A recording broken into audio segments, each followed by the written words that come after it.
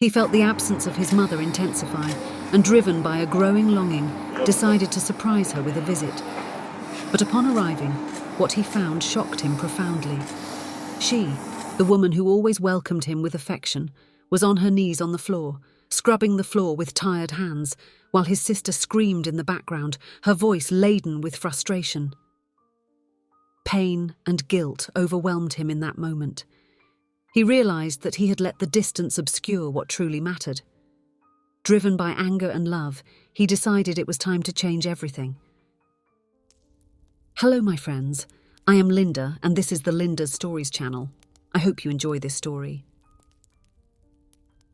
Mrs. Norma had always been the heart of the Smith family. With her grey hair and warm smile, she emanated love and affection wherever she went. Her children, Mark and Diane, grew up enveloped by their mother's unconditional love. Norma was known in the neighbourhood for her delicious apple pies and her willingness to help those in need. The family's life was calm until Louis, Norma's husband and devoted father, suddenly passed away. The blow was hard for everyone, but especially for Norma. In the following months, she plunged into deep grief. Gradually, she began to exhibit episodes of mental confusion and lack of lucidity. During that time, Mark was about to get married and move to his fiancée's hometown. Diane, older and single, decided to take care of their mother. "Go ahead, bro. I'll take care of Mum," she said, hugging her brother goodbye. Initially, the family dynamic seemed to work. Mark sent money regularly, ensuring that his mother had access to the best medical treatments and a comfortable life. Diane dedicated herself entirely to Norma's care, managing the house and accompanying her to medical appointments. As time went on, however, Mark's visits became increasingly rare. Absorbed by his new life, work and family, he kept in touch mainly by phone. Norma always asked about her absent son, cherishing the few photos he sent. Meanwhile, Diane saw her own life being consumed by taking care of her mother. The responsibilities began to weigh increasingly heavily on Diane. Initially, she endured it with the same patience and kindness she had always had, but sleepless nights and continuous isolation began to wear down her strength. Small daily frustrations turned into internal storms, leading to outbursts of anger that left her ashamed and even more exhausted.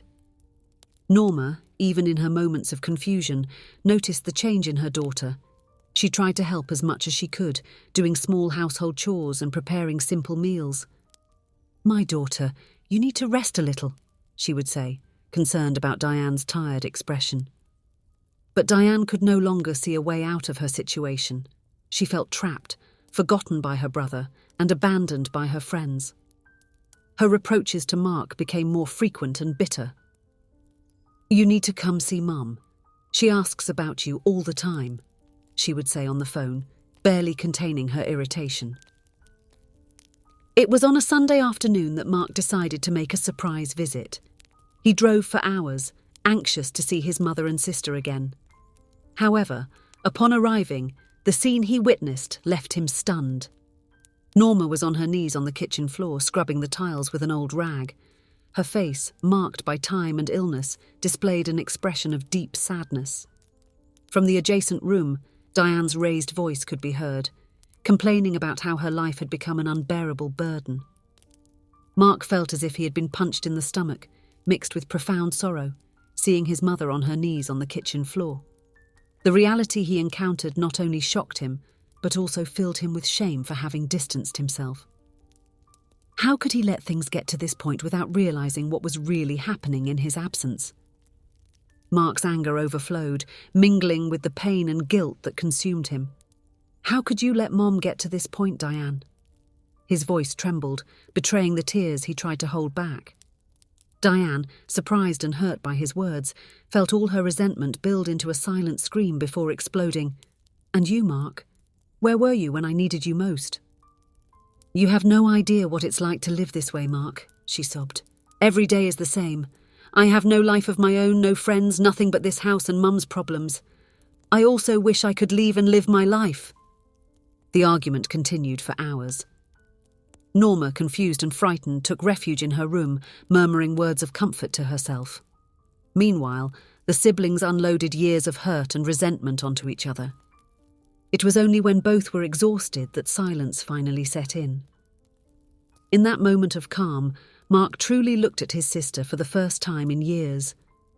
He saw the deep, dark circles under her eyes, her dull hair, her body bent under the weight of responsibilities. Diane, in turn, looked at her brother and realised how lost and guilty he seemed. "I'm very sorry," said Mark, breaking the silence. "I should have been more present.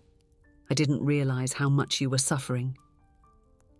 Diane let out a long sigh, as if expelling years of accumulated grief and frustration. "I'm sorry too," her voice now gentle, almost a whisper. "I didn't want things to come to this, Mark. I love Mom more than anything, but the burden has been so heavy. Sometimes I feel so alone." That night the siblings talked like they hadn't in years. They shared fears, frustrations, and most importantly, they sought solutions. Mark understood that financial support, although important, wasn't enough. Diane recognised that she needed help and that her anger was harming not only herself, but also the mother she loved so much.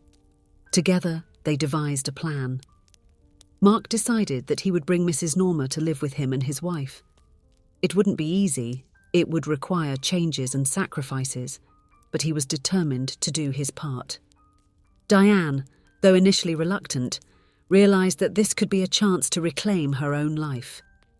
In the weeks that followed, the family mobilised. Mark's wife, a kind and understanding woman, fully supported the decision. They prepared a cosy room for Norma and researched the best doctors and caregivers in the area.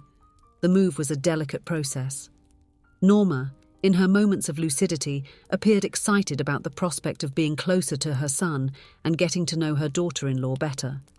At other times, she was confused and anxious about the idea of leaving the house she had known for so many years.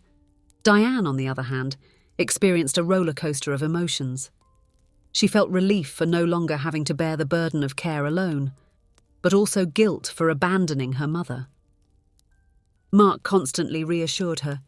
"You've taken care of her for so long, sis. Now it's my turn. You deserve to live your life too." The day of the move arrived. With care and patience, they settled Norma into Mark's car. Diane watched, with a heavy heart, as her mother bid farewell to the house that had been her home for decades. The first weeks in the new house were a period of adaptation for everyone. Norma had good days and bad days. Sometimes she immediately recognised where she was and smiled upon seeing her grandchildren running around the yard. At other times she called out for Louis, or asked when she would return to her house. Mark and his wife took turns caring for her, always with patience and love. They hired a caregiver for the times when both of them needed to work, ensuring that Norma was never alone.